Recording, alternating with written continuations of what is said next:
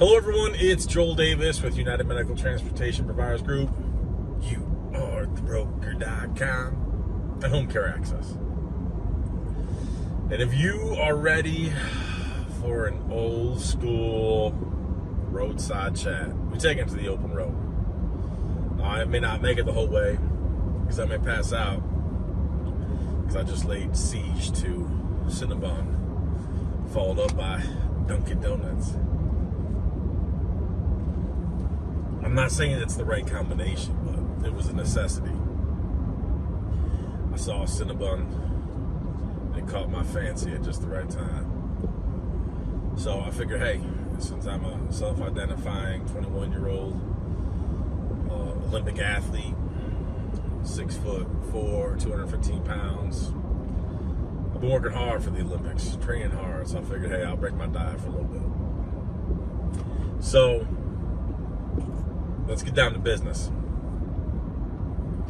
This past Friday was crazy for a number of reasons, all good stuff, but two things in particular I want to talk about because there's some commonality, some serious nuggets to be gained and gleaned, whether you are new or, as you're clearly going to see, if you're new or you have been in business for 9 or 20 years, you still got a lot to learn. 9 and 20 years, and you'll see why in a minute. First thing, earlier in the morning, I had a great conference call with Nancy. Nancy is one of our newest team members for Home Care Access. And I lovingly say, she's a savage beast. She's a savage beast. Nancy is a bad ASS. And 20 plus years experience in the home care industry. And even if you're not gonna start a home care business or you're not already in that industry, I'm telling you, man, listen to that video. I think it's about 30 minutes long. Long story short, we don't work with just newbies, people who are starting their home care business. Just like with NEMT, a lot of people we work with are already in business. Anyway, so got this client provider who's been in business for 9 years, and they put themselves in a jam. And now they got the state coming down on them quite a bit. It's a seven-figure business. Heavy waivers, doing a lot of comp. Nancy said their comp is like 50% margin. The waivers are like 32, 33, I think she told me. And the VA is way up there anyways. VA and comp, huge. VA is crazy. It's not the VA of old, but VA, comp, private pay, huge margins.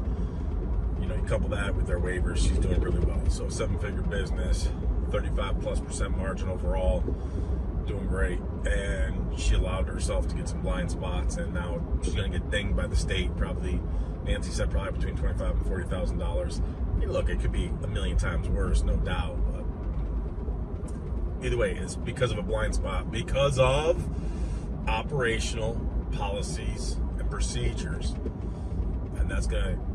I have mentioned this because it's going to translate into another conversation I had on the same day. Now, this one was crazy. Because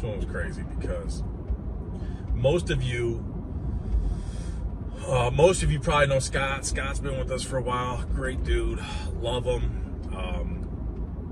Many of you may have talked to Scott. So when you reach out to us a long time ago, when you used to call us, you'd probably be talking to Dan, Don, or Charlie.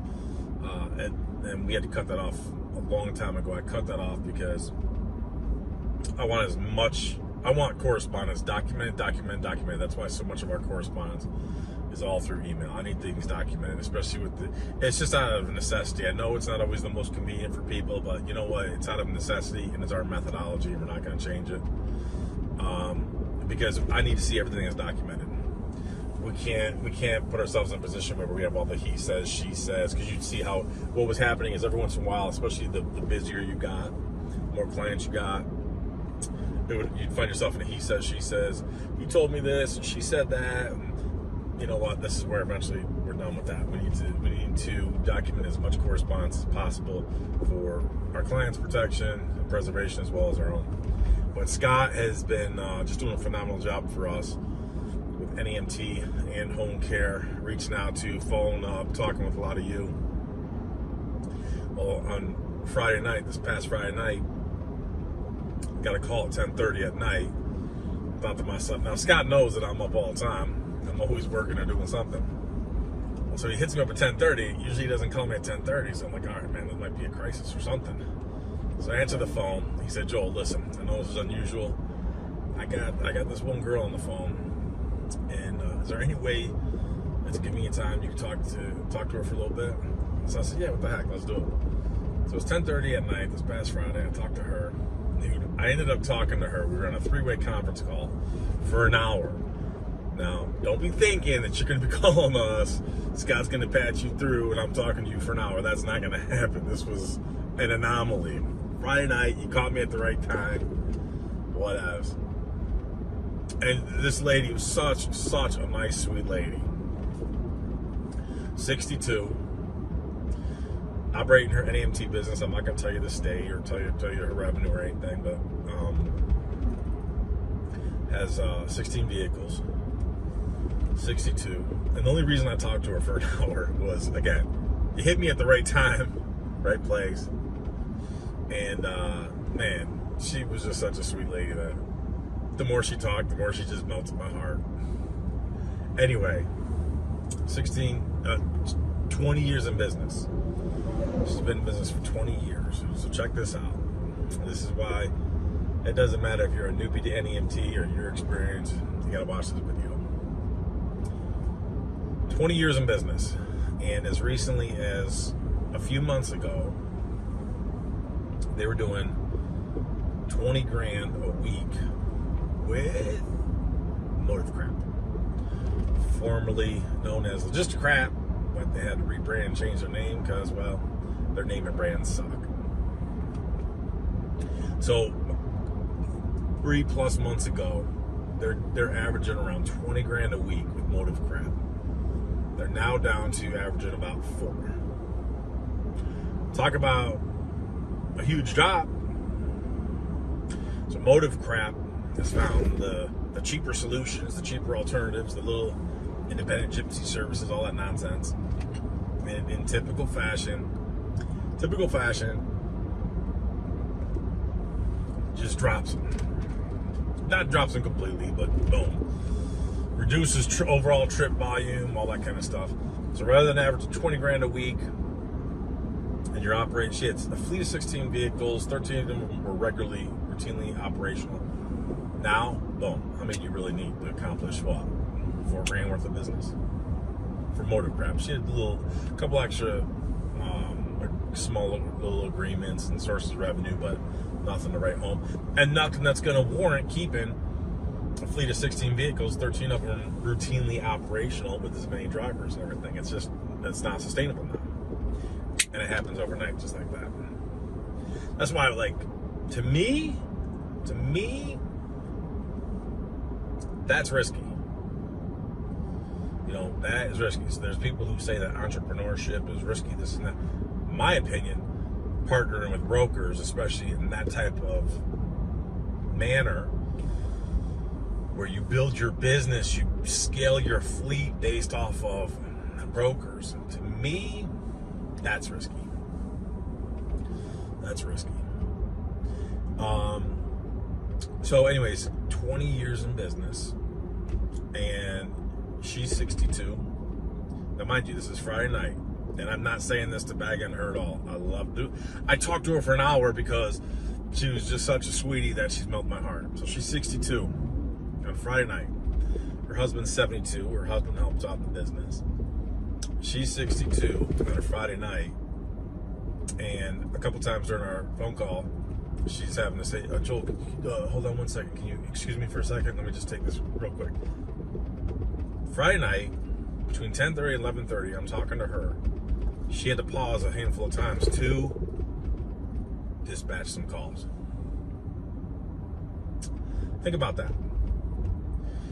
So you are 62 on a Friday night between 10:30 and 11:30, and you're dispatching. But that's not why we're in business. Now, I said to her, I said, look, with all due respect, it's Friday night. I mean, why are you dispatching? Like, we have a procedural malfunction here, and these things need to be revamped, because that's not why we do business, especially after 20 years. First year, 100%. Second year, arguable, sure. Arguable, definitely arguable. 20 years in. And so when I said something to her about that, she said, yeah, but you have to understand, I don't mind doing it. Whoa. I don't mind. She didn't say I love doing it. If you absolutely love doing it, okay, if that's your passion, if that's part of your personal mission, if God's calling you to do it, that's different. She said, yeah, but I don't mind. Okay. I can't just take that with a grain of salt. I said to her, well, let me ask you this. What would you do if something happens to your husband? And you can't dispatch on a Friday night because maybe there's some type of emergency, or you got to do something, or he's laid up or needs something. What if something happens to you? We got problems here. So we have a structural problem, operational problems with this business 20 years in. 20 years in. And, man, I hate to say this. Man. I hate to say this, man, because I've talked about this a million times in different videos. So when we talked about working with her, I said, well, I'm going to want to see the P&Ls over at least the last 2 years. She's been in business 20 years. I want to see the P&Ls for the last 2 years. And I want to see a year-to-date P&L.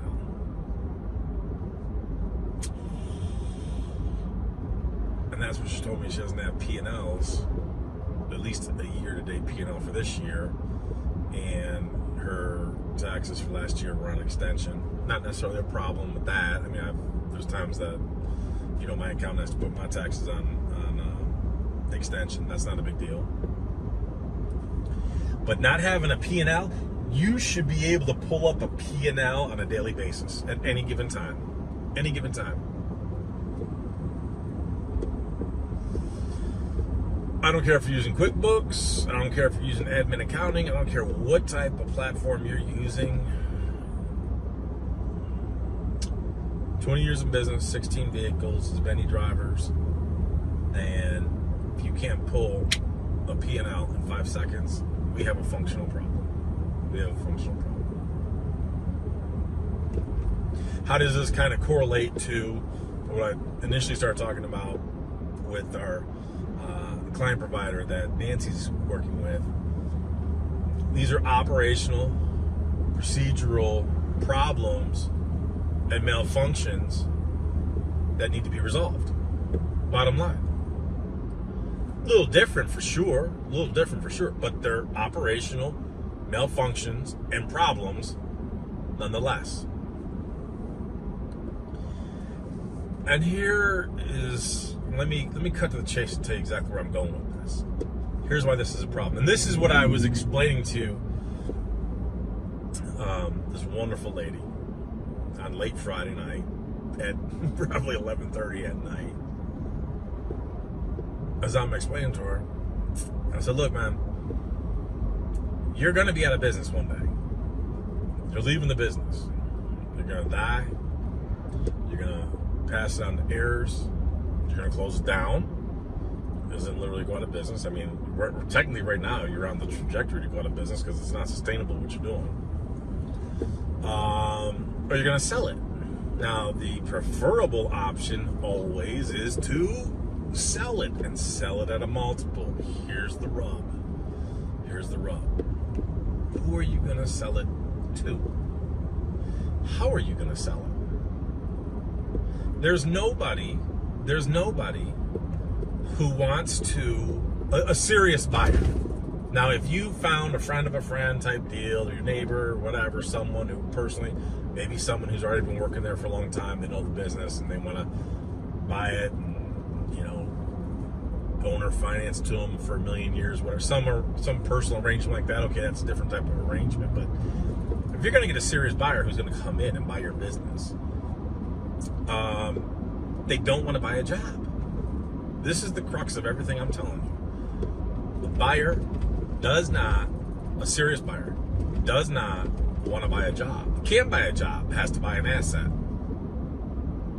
You take your money and you invest your money, you want to invest your money in assets. You don't want to buy a job. If you take this woman that I'm talking about in our conversation, she has a job. It's Friday night between 10:30 and 11:30, probably, I don't know, 4, 5, 6 times, half a dozen times. She has to pause, take a break to try to dispatch somebody or something or other, and that's a job. That's a Friday night, late night job. No one wants to buy that. And trust me, there's people out there who, and I'll do a little caveat here, there's people who think they're going to sell their business for buku bucks, and it's like you're not even positioned to do that. It's like if you're profiting $50,000 and you think you're going to sell your business for $5 million, you're absolutely freaking insane. Drop, smash, destroy the crack pipe and run away as fast as you possibly can.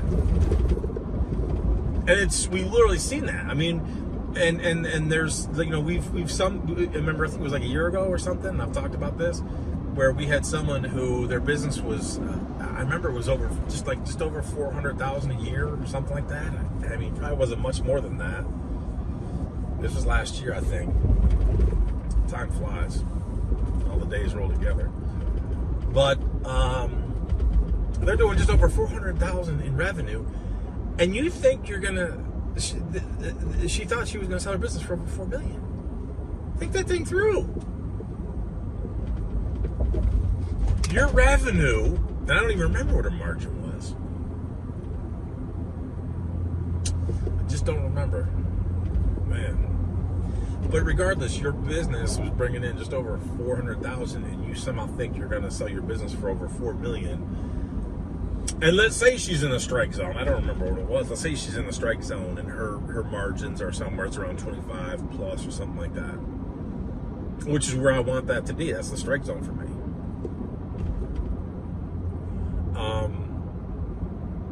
It's not realistic. It's not going to happen. So this wonderful lady, and I will continue to praise her because she was just such a little sweetie, and I just love hard workers. And now, is it misapplied work? Yes, because on a Friday night, you, at the age of 62, after owning the business for 20 years, should not be dispatching. Look, if once in a while something happens, you had Susie scheduled, Susie, had a family crisis, called in sick last minute, then you got that. That's different. That's a different scenario.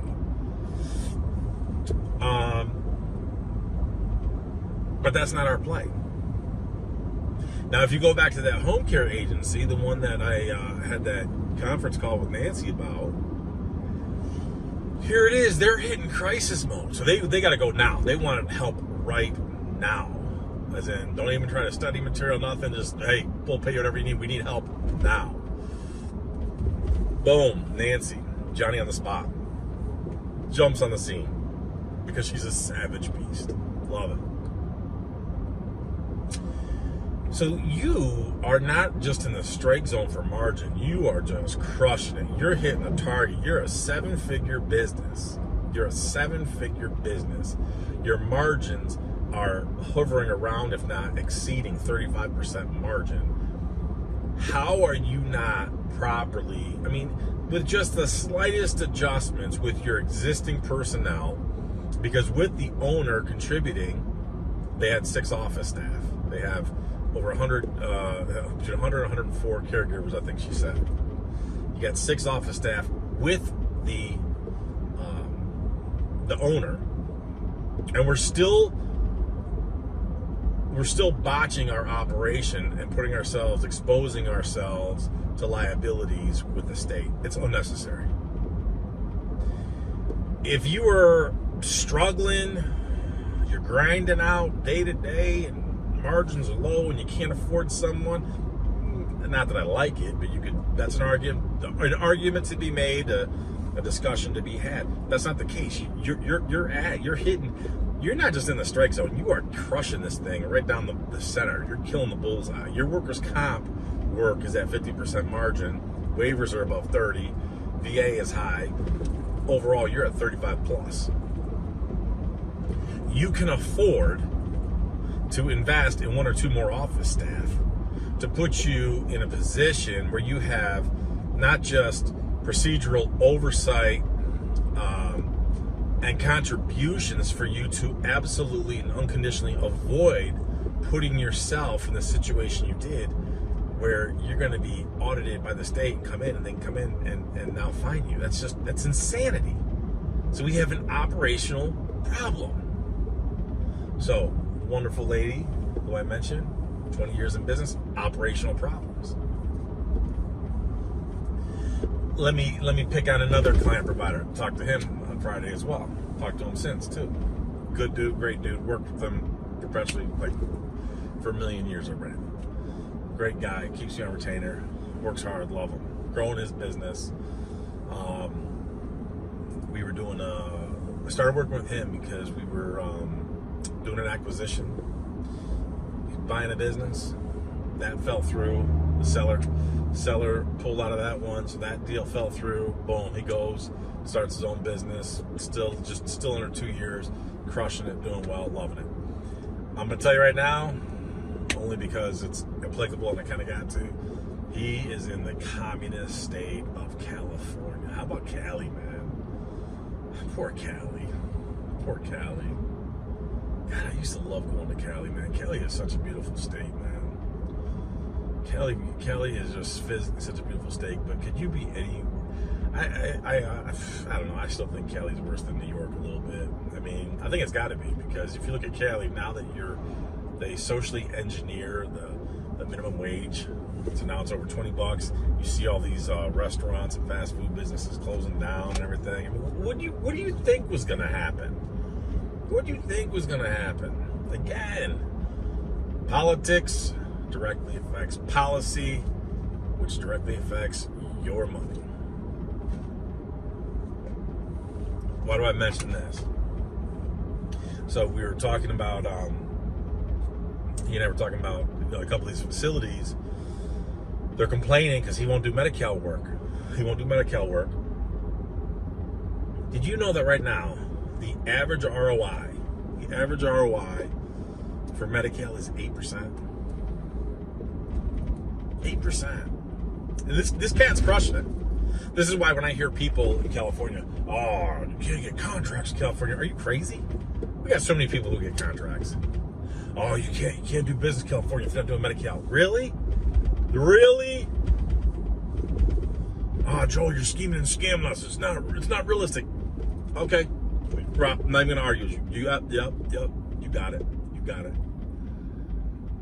Too many people making too much money, even in a communist state, just a jacked up state on so many different levels, like California. But you're right. I don't argue the point with people anymore, man. I'm so far beyond that. But right now, that the average margin, and I got another client provider who just came to us. We haven't started one-on-one yet, but we will soon. Who just came to us in Cali, heavy Medi-Cal, and ironically enough, if you looked at them, they were like right there at 8%. It was at 7.9, 7.8, 7.9, something like that. It's like you're right there. So you underscore what the real number is for Medi-Cal. Why would anyone want to do that? Why would you do that? Why would you do that? Why would you do that? The one client provider averaging 20 grand a week gets cut off by motive crap, now doing 4 grand, averaging 4 grand. Why would we build our business like that? If you're out in Medi-Cal, and again, I'm picking on Medi-Cal, but we all know, if you've watched any of my videos, this is applicable to so many other places. Why would you take on everything human resource related, employees, finding, training, retaining, paying FICA, unemployment insurance, workers' comp, every single thing associated with employees. Then you take on vehicles and insurance, maintenance, and everything operationally and logistically necessary to be successful. You know, your maintenance team, coordinate with them. Why would you do it for 8%? It's insane. To me, it's risky. It's risky. Why would you do this? You know, and sometimes I feel bad because I think that for me, when I make these videos, to me, and some of you may agree, I think that to me, some of them, at least portions of it, seem redundant. But it's like sometimes it's like they've got to be redundant because we continue to see the same thing over and over and over and over and over again in different places. And you say, watch this very close. You say, well, Joel, these are all newbies, quote unquote, coming into your system. No, I just told you about this wonderful lady, 20 years in business. 20 years in business, averaging 20 grand a week with motive crap. Now they got dumped or dramatically reduced. You've lost 80% of your revenue from motive crap. How do you keep your active fleet of 13 vehicles? 16 vehicles, 13 of them active on the fleet. How do you keep 13 vehicles actively moving? You don't. It is not viable or sustainable. What do we absolutely have to do? Number one, ensure we're profitable. In order to be viable and sustainable, we got to be profitable. Now, what's profitable? Could you argue that doing 8% Medi-Cal is profitable? Yeah. Watch this. This is a very important point. Is doing 8% Medi-Cal, Medi-Crap? Is doing 8% Medi-Cal, Medi-Crap, is that profitable? Yeah, that's, yep, you got me. I cannot argue otherwise it's profitable. But now let's argue, is it worth the effort? I mean, seriously, think that through. Is it worth the effort? Now, me personally, not a freaking chance in the hottest hell ever. Never. I'm not doing anything for 8%. Nothing. Yeah, but Joel, if the contract, it's really great. It's 10 million. It's 8%. You got a point there. I got you. But, dude, in order to get there, think about the industry and the business itself. What do you have to do and manage to get there? Every single business. Dude, I just left Cinnabon. I had to wait a million years. Why? Dude, they are so poorly staffed. Everybody's poorly staffed. Now, I waited that at Cinnabon because I used to be a fat man, but not anymore. Now, 21-year-old, 6'4", 215 pound Olympic athlete, fit and trim, 2% body fat, if that's even possible. But it's what I self-identify as. But I was committed to Cinnabon. I had to have my Cinnabon. Then I went and got my Dunkin' Donuts because that's how I roll. Who wants to go through the effort to fight, deal with everything human resource related, finding new employees, hiring them, training them? Then you got to deal with all their drama, call in sick, family this, babysitter that problem, all of the personal baggage. Do I want to take that on for 8%? Are you kidding me? Folks, there's millions of ways to make millions of dollars. I'm sorry, I'm convinced. No one convinced me otherwise. There are so many ways to make money. It's like, you walk around with your cell phone. You realize that your cell phone is an ATM machine? Man, I'm telling you, it's an ATM machine. Make money on your phone. I'm telling you. I'm just telling you. Do it every day. You look at my broker business. Again, so many people still contact us, and I don't know how much more clear we can make it on youarethebroker.com. Youarethebroker.com has nothing to do with NEMT, Medicaid, nothing. That's everything to do with logistics. And I'm telling you, we got contractors, and now we actually have a small select group of employees. But regardless, I will never be convinced that you cannot make money. I have contractors who will, a lot of them own their box trucks, own dump trucks, trailers, closed trailers. We got some who will go rent box trucks, and we'll stack up work orders for them, and they'll hustle. No one will ever convince me that if you want to work, when people say, I just can't find a job, I just can't make money. Dude, that's insanity. There's money all over the place.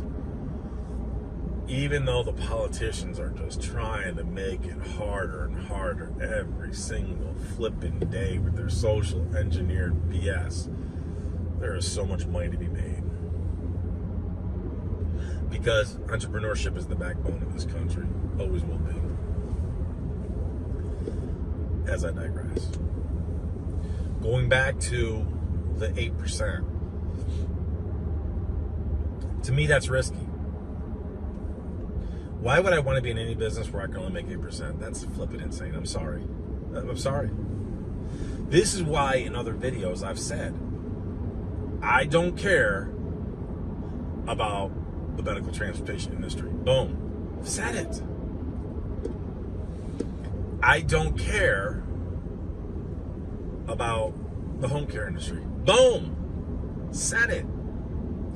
Earlier today, I was driving my wife. My wife is an OBGYN. And she was talking about just the train wreck, that's cataclysmic train wreck that's happening in the medical industry, and all this social engineering and all this nonsense. How it's just cataclysmic and how bad things are getting. And we were talking about her call schedule, because sometimes she gets busy. I mean, my wife she's like me. She's OCD on things. She's a worker. She's a doer. She just attacks things and she goes at it full speed. Love it. And so she was basically, I'm trying to give you the abbreviated version. We were talking about how she's like, listen, you know what? At the end of the day, I work this hard. I do this. When I'm on call, I do this. And bada bing, bada boom. And at the end of the day, when I retire, if I were to die, no one cares. You think the gods of the OBGYN industry are gonna, oh look, oh she's gone, oh she retired, oh she passed away. No one's gonna care. No one's gonna care. Does she have to work? Do I have to work? No. God's blessed us. We're in a position we don't have to. But you know what? It's like, I'm not one of these people that can literally retire and then what do? You literally go fish every day. A lot of people could do that. I'm not one of them. I could go do that for a couple of days. After a few days, man, I'd be like rotting fish. I'll start to stink, man. I gotta move. I gotta keep moving. I gotta keep bobbing and weaving and sticking and moving. Especially as a 21-year-old Olympic athlete, I gotta train. But I gotta be productive. I gotta do something. My wife's the same way. You know, you want to spend time with your kids and your family, you gotta do that. You've got to. We spend as much time as we possibly can. But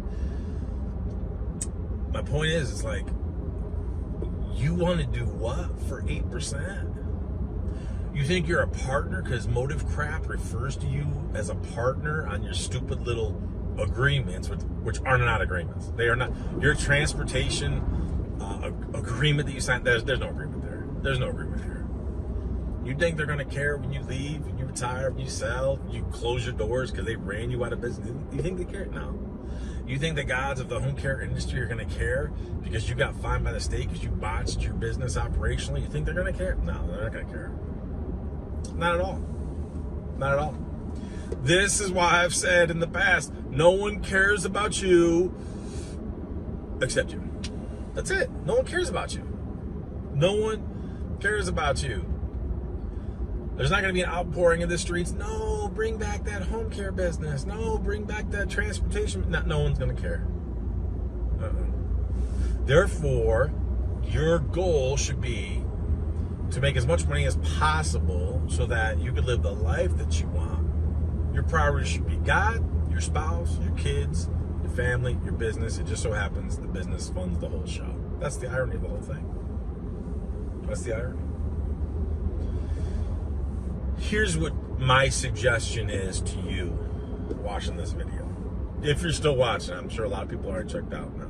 If you're still watching it, you're a beast. Love you. Because I know people are saying, dude, why would I sit here and listen to this dude for 30 minutes, 45 minutes, 60 minutes, or whatever it is? Why would I sit here and listen to this cat driving in the car in the backwoods of Pennsylvania? Hey, you better be in Pennsylvania than the communist state of New York, I guess. But as I digress. So, my suggestion to you is this.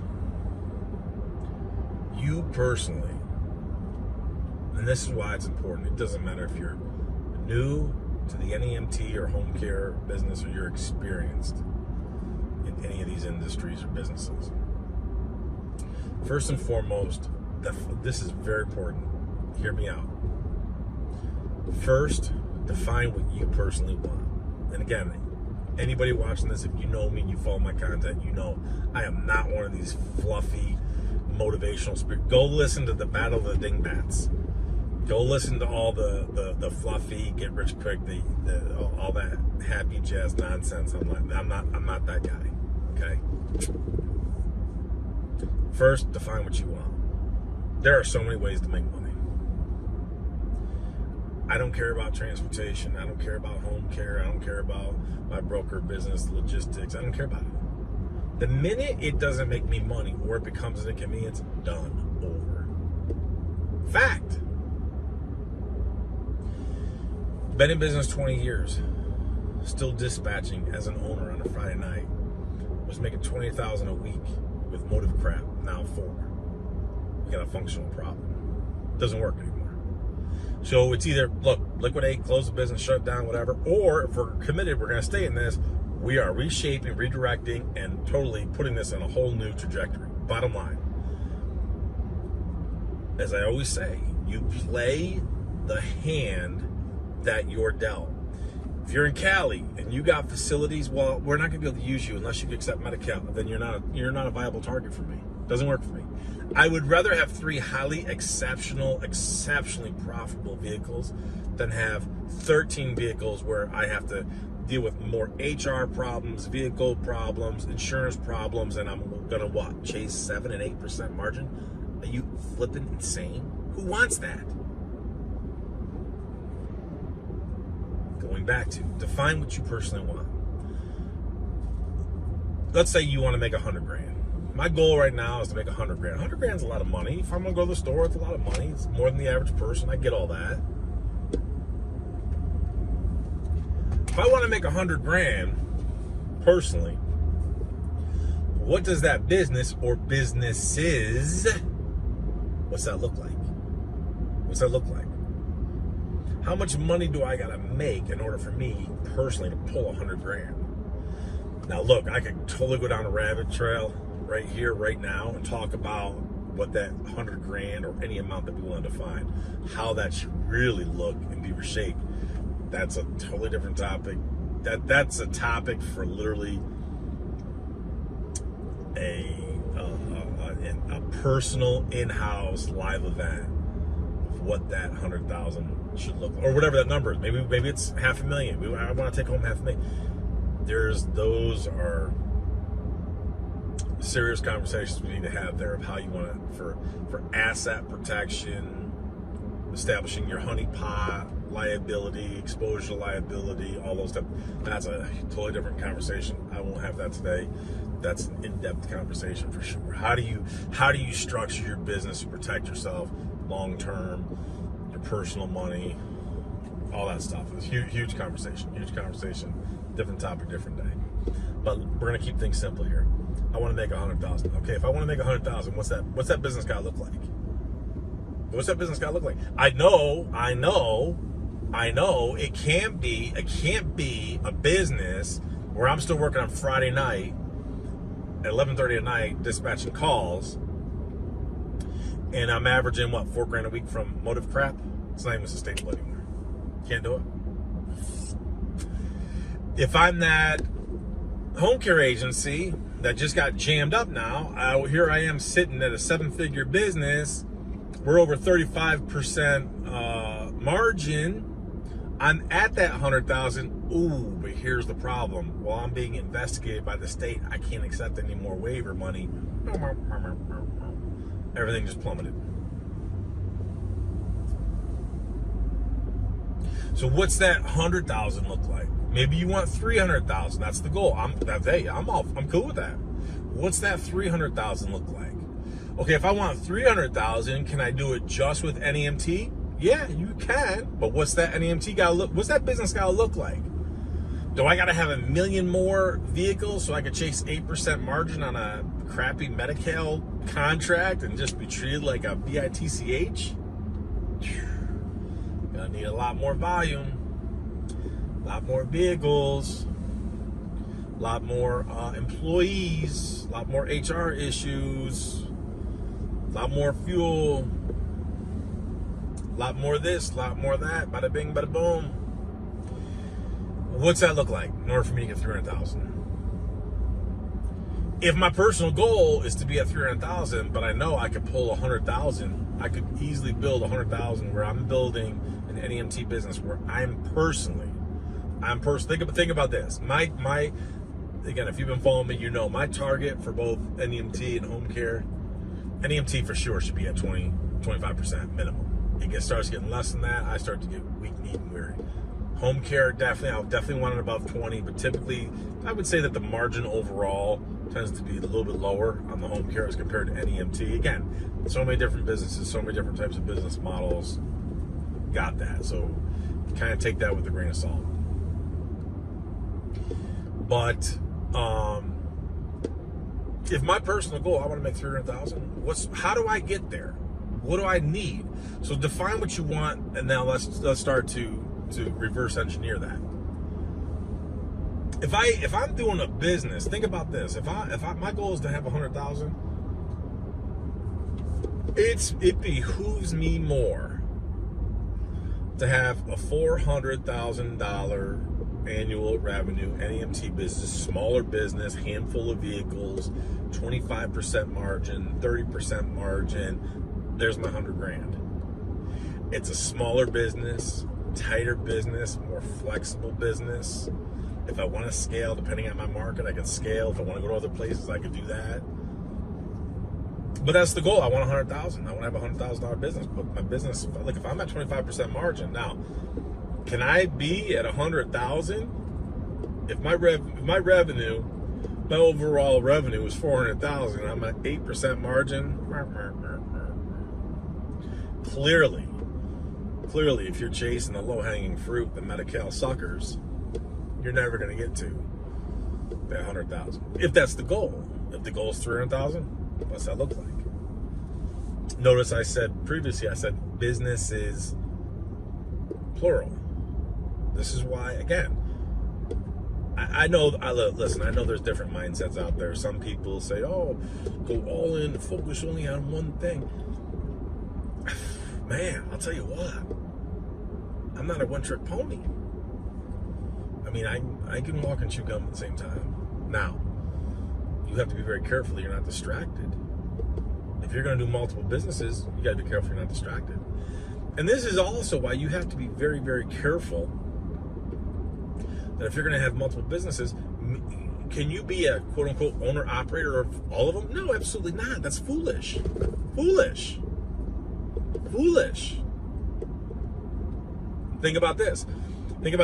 Can I own a business? Watch this one. Can I own a business? And let's say I have ownership. I have the majority ownership equity. I own 51%. Maybe I fund the startup. I fund the growth. I put the capital investment up. I own 51%. But I have other people who are operating and running it, and they have equity interest. But because they have equity interest and they're working the business for me every single day, maybe, and I'm totally making up numbers here. Maybe I have 51% ownership, but I only get 20% of the revenue, the margins, whatever. But that's part of our agreement. I mean, that's something I could clearly have in our operating agreement with other partners who are minority partners, yet they get a bigger piece of the pie because they are involved operationally on a daily basis. I'm not, because at the end of the day, only 24 hours in a day, guess what? Flavor Flav has problems of his own. I gotta go do my thing. This is where you have to think very strategically. This is why I love when I do see people who, well, they own an NEMT business and they're able to diversify into home care. Do I expect them to go all in and try to manage both businesses at the same time? No. How do I do that? Maybe if I don't have someone who's in my family, husband, wife, or other, however you do it, everyone has unique situations. But maybe I got a close friend. Hey, let me fund this business. You decide how much equity you want to own, how much money you put up. But regardless, maybe I only take a piece of that. I don't have to get everything. No one can do everything. It's foolish to think otherwise. It's insanity. You can't grow and scale that way. You need people. So you're going to deal with people one way or another. There's no question about that. You need people. And look, let's not get twisted. This is what separates me from all the clowns online who are teaching you how to sign up with more brokers. Are you flipping insane? Look, I'm telling you right now, every single business in every single industry right now has labor problems. Everyone. That's the challenge. A lot of people, regardless of industry, they have a very difficult time right now trying to scale because the employee labor-related markets are just terrible. Terrible. Still dealing from the fallouts of the COVID nonsense. Man, that pandemic, that one still has lingering effects for sure. You guys tired of my ramble? I know it's been a long time. I don't know how long it's been, but I'm sure it's been a while. But I would encourage you, seriously though, whether you're new or experienced, what is the goal for me personally? Let's start there. If the goal is for me to make 100,000, 200,000, $500,000, I want to make $1 million a year. I personally want to make $1 million a year. If I want to make $1 million a year, what does that look like? Let's keep things very simple. If you said to yourself, okay, I want to make $1 million a year, I personally want to take away, in one way or another, $1 million a year. Could I do that with NEMT? It's a difficult challenge. Let's say we are in that strike zone and we're at 25% margin. Okay, well, obviously we know that business has to be at least $4 million. Now, I would argue at that point in time, in order to scale that high, it's going to be much more difficult to be able to sustain 25% margin at only a $4 million NEMT business, because there's so many different variables. I would argue you're very hard pressed to achieve that in any community. And I'm not talking just because of level of competitors. I'm not talking just because of level of competitors. I'm also talking because of market size. Market size. Okay, now let's say we're batting 1,000. Market size is going to be good. Level of competition, not a threat. We could pull this off. We could pull off $1 million. We could pull off $4 million business, 25% margin. You got $1 million. At what cost? At what price? At what cost? At what price? Because I'm telling you right now, man, it's going to be some headache and heartache dealing with labor-related issues. It's tough. It's tough. And then the same thing holds true with home care. Look, can you make a lot of money with home care? Obviously, home care industry is growing at probably a 5 to 7 times faster than NEMT. It's going to be much bigger industry. Home care is going to be ginormous. It's only getting bigger. So of course you can. Here's the downside, because I'm not one of the battle of the dingbats who's trying to feed you fluffy nonsense. Let's keep it real. Home care, opportunity, huge. Money, earning potential, huge. But what is home care? Heavy labor. Heavy labor. You know, you look at, if you watch any of our previous videos, so many of our client providers could further grow and scale if they had more reliable, competent, and capable caregivers. That's always the challenge. It's always the challenge. And home care is a business that's all labor related. You don't have the hard assets like you do with NEMT, or even like our broker, our logistics business. So I know I jumped all over the place, but a lot to think about. A lot to think about, folks. But again, if I take it back to the core premise, whether you're new to the industry, whether you're experienced, start by asking yourself first and foremost, what do you want? Map out what you want first. This is why I'm not trying to push anyone to NEMT. I'm not trying to push anyone to home care. I don't care. There are people who we won't even bring on anymore. This past week, watch this one. This past week, we actually had to stop working with 2 clients in the NEMT. We've done in the past too with home care. This past week, we had to stop working with 2 NEMT client providers. One of them, absolutely young. I'm sure he's full of piss and vinegar, but young and dumb, stupid. I could bore you for hours with some of the stupidest mistakes that he's made. But just constantly changing. He chases every single shiny object, chases down every single rabbit hole, and to the point where now it's problematic and it's wasting my time, my people's time, shifting and changing. And I had to discharge. Okay, you know, like I've told you guys in the past, listen, you have to fire a bad prospect because bad prospects become bad clients. Same thing. You gotta fire a bad client because a bad client becomes a bad long-term client. And this young kid, he just chases down every single shiny object that anyone. Here it is. He retains our services, and all he wants to do is just mimic and imitate what his competitors are doing. Have you seen their P&Ls? If you haven't seen their P&Ls and you can't guarantee that they're profitable, why are you trying to mimic everything they do? Absolutely stupidest, foolish thing you could do. Stupidest, foolish thing you could do. And anybody can talk him into anything.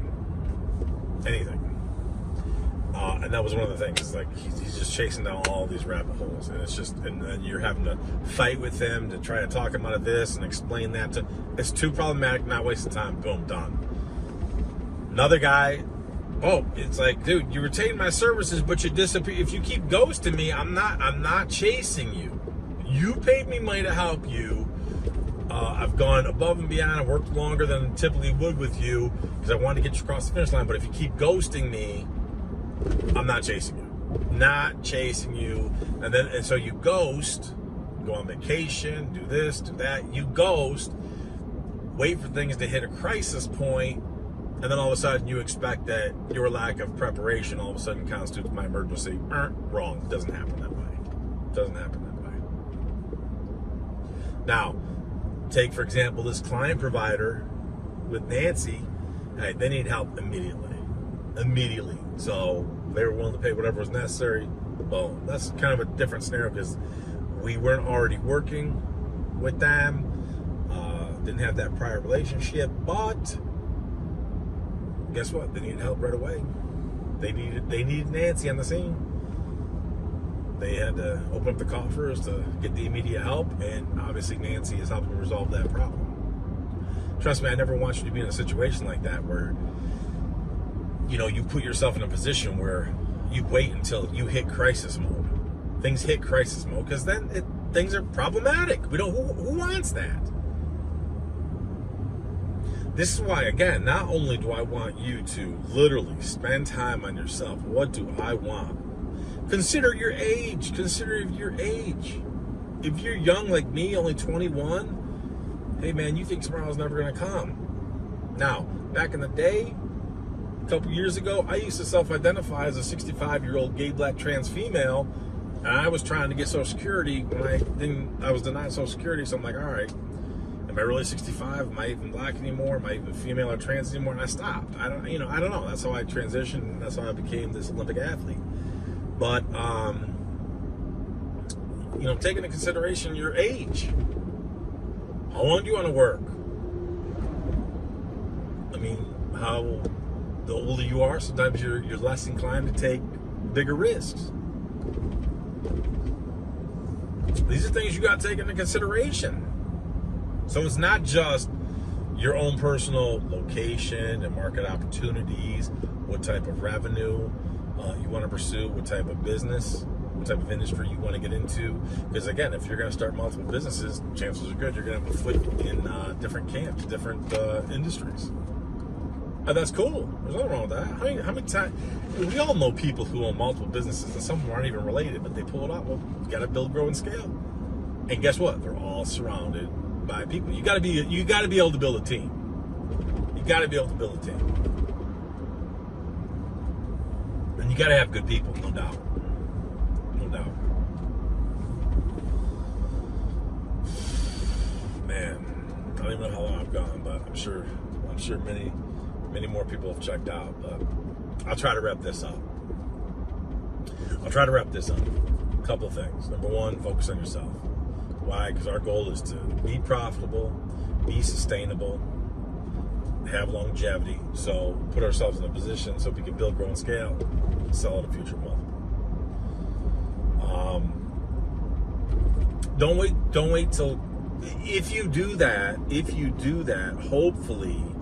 hopefully you're not waiting till you reach crisis mode to need help. That's clutch. That's clutch. If you look at this provider who needed Nancy now, dude, she would have paid whatever was necessary, but she hit crisis mode. You got the state coming down on you because of your lack of proper preparation, lack of proper operational procedures. This is why, and I've said this before, it's, if someone asks me, hey, what do you do? I'll tell people, hey, I'm a business consultant. I really don't consider myself, I kind of shudder at that. I don't really like to use consultant. Personally, I consider myself a tactician. I really do. I consider myself a tactician. I'm all about the strategy and the tactics to move forward, to build, grow, and scale. I'm a consultant in what industry? I consult in this industry. And that's, I don't know, kind of feels fluffy. To me, it feels kind of fluffy. Not as bad as the 21-year-old life coach. Oh, God, I shudder at that. You go to YouTube and all that stuff, and you see the 23 or the 25-year-old life coach. I'm 21. I'm so young. I'm still in diapers. You're 25. You're still in diapers, and you think you're a life coach? What are you talking about? As I digress. But I consider myself a tactician, because how do we tactically move forward to accomplish our overall strategy? What's our strategy? What do we personally want?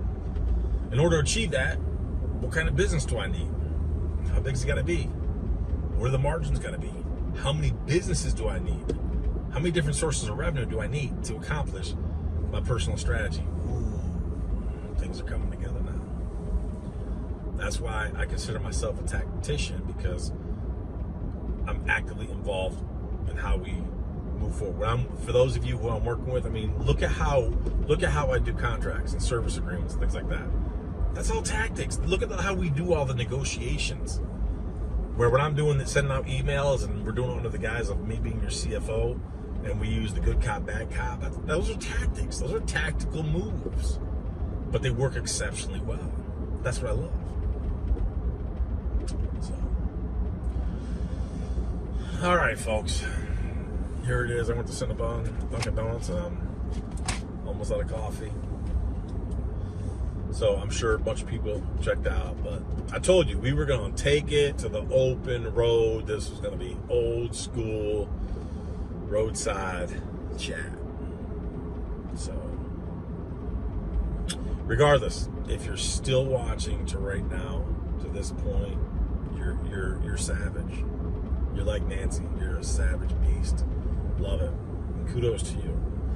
I hope you gained some. If you're still watching this point, I'm going to assume that you got some golden nuggets for you to get to this point. I'm going to assume you got golden nuggets. Otherwise, if you didn't, you checked out, you're probably like, blase. Who's this 21-year-old Olympic athlete, this international sex symbol? I don't need to listen to him. He's so young. He doesn't have any worldly experience. I'm not going to listen to him. What else? So, if you made it to right now, I love you. Stay tuned. I am definitely committed to trying to have some more videos, because so many good things have been been popping, not just with NEMT and home care, but also, you know, my logistics business and so many different things to discuss.